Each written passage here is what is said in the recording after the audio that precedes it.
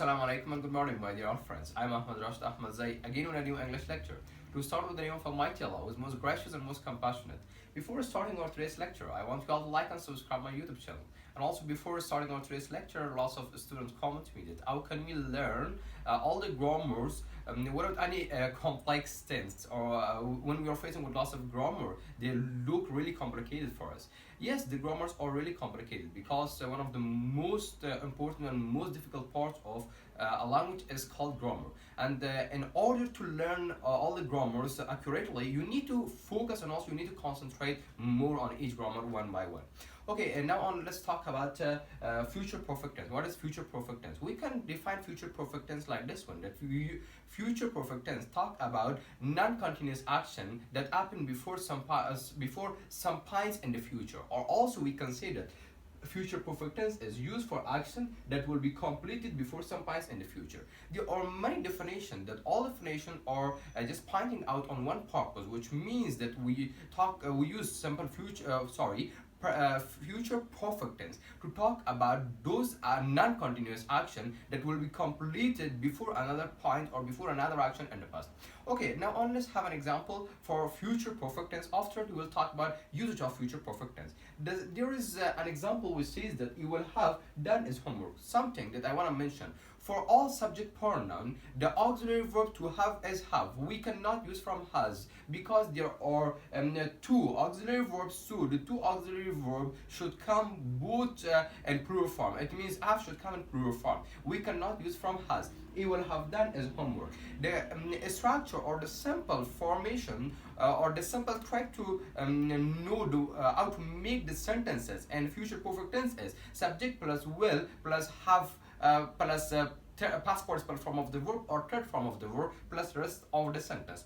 Okay, now on, let's talk about the usage of future perfect tense. That where can we use future perfect tense? There are many places that we can use future perfect tense as, but today we are going to talk about two most common usage and future perfect tense. The first place that we can use future perfect tense is to talk about how long to point in the future. It means when we are talking about a time period or time term, on the time we can use from the first usage, and the first usage formation should be when plus simple present and for plus time. It means when I finish my work, I will have talked to him for 5 hours. In this place, 4 plus the time, this sentence is belong to future perfect tense. Okay.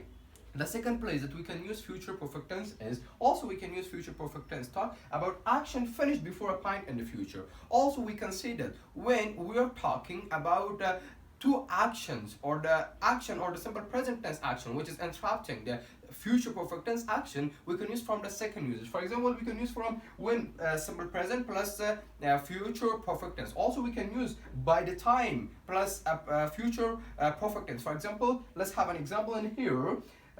Yes, I will have finished my homework by 5 o'clock. It means by 5 o'clock I would already finish my homework. Okay, boys and girls, turn now on, we talked about definition of future perfect tense. We talked about the usage of future perfect tense. Do not forget one thing, boys and girls, that future perfect tense and future perfect progressive tense has only one difference. The difference is in here that future perfect tense point out to non-continuous action, but future perfect progressive tense point out to continuous action.